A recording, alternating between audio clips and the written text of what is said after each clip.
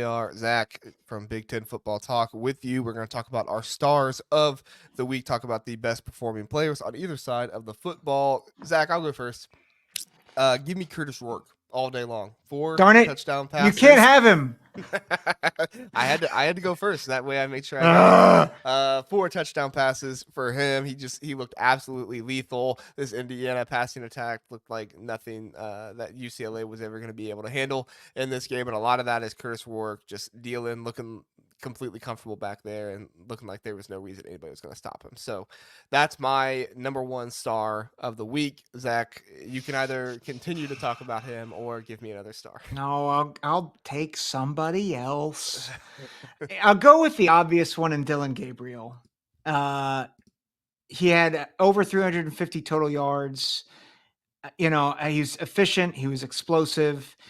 And while I think most people thought that Oregon was going to dominate, I think it takes a lot of leadership to really get them moving back in that direction. And it starts with Dylan Gabriel. So I thought leadership really good, but also just his playmaking in the passing game and in the running game was phenomenal.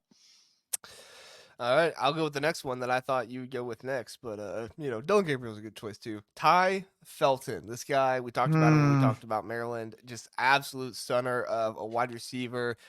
For Maryland, he is doing a great job this season. He is the primary target for Billy Edwards Jr., and not only is he somebody that can go up and high point the ball, but he is also has great yards after the catch, can maneuver through the defense, is very shifty. Now, granted, it's not been the best defenses he's played in his life, but still, I mean, for him to be able to do what he's doing, he's 3rd in the nation right now in receiving yards, and he followed up with a really, really good game again against Virginia. So can't say enough good things about Ty Felton. He's going to be my 2nd star. Zach, There you go. Next? There you go. I will go with a running back from the team up north, Khalil Mullings, 15 carries, 153 yards, 2 touchdowns. And really like the big engine of Michigan's offense. Yeah. Yeah, I mean, Michigan was the only team to rush for over 300 yards this week, and he was a big part of that. So Yep. Dave says Maryland has an awesome wide receiver. What else is there? That's true. Maryland always does seem to have pretty good wide receivers. Yep. All right, I'm gonna go on the defensive side of the ball. I'm gonna go with Jordan Turner. I know it was against Prairie View, but I think that he had a really good game. 7 total tackles, 1.5 tackles for loss, 1 sack to add to that. So I don't think he was like the best defensive player of the week, but definitely somebody who has done a good job week in and week out, and I think deserves some credit for what he's been doing to help lead this Michigan State team. And I'll also throw in there Cal Halliday, what he's been able to do as well. He also had 1.5 tackles for loss, 1 sack as well. So good stuff.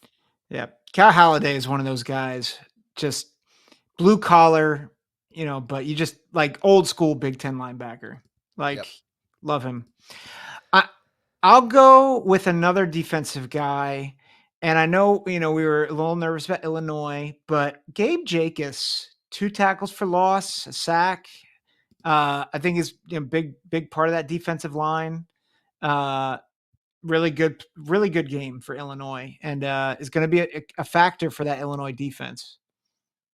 Yeah, 100%. 100%.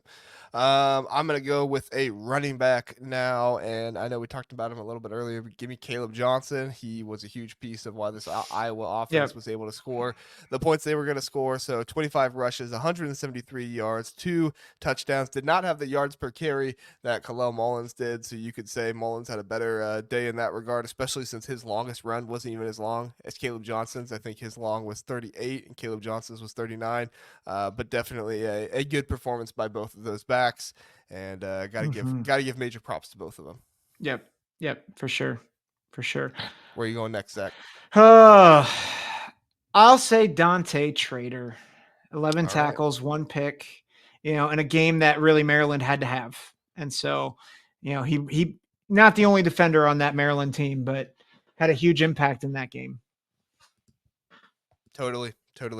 My next one is going to be Bryce Bocher from Oregon. 11 tackles, 2 pass Ooh. deflections in this game. So a good job by the Oregon defense. Feel like there hasn't been a ton of great things to say about them. Their defensive line has been doing a pretty good job at points this season. Mateo Uyunglele was doing okay, but I think you got to give props to Bryce Bocher here as well. Anytime somebody gets over 10 tackles, that's pretty impressive to me Mhm. as well. So good game from him. Giving props to him. Nice. Nice. This will be my last one, and it's a little off. I don't know if I would say it's a star, but again, context. I'm gonna go Jack Lausch All from right. Northwestern. Especially with the fact he faced adversity early and then looked really good for them in the second half. And 14-17, 2 touchdowns in the second half for a team that needs production from the quarterback spot. So I know we may disagree on his viability for the rest of the season, but I thought he had a really good game against overmatched competition, and it warrants noting. I I mean, I think he had a good game. Don't get me wrong. Like I think he did a good job and he rebounded well in the second half. Like you said, 14 for 17 in the second half. So don't get me wrong. I think he had a good game. I still don't know if I see much of a difference between him and Mike Wright. I like what you That's said fair. earlier. If you're going with the future, that makes sense because there's not really that much of a difference between the two of them. And Lausch is younger. So yeah. But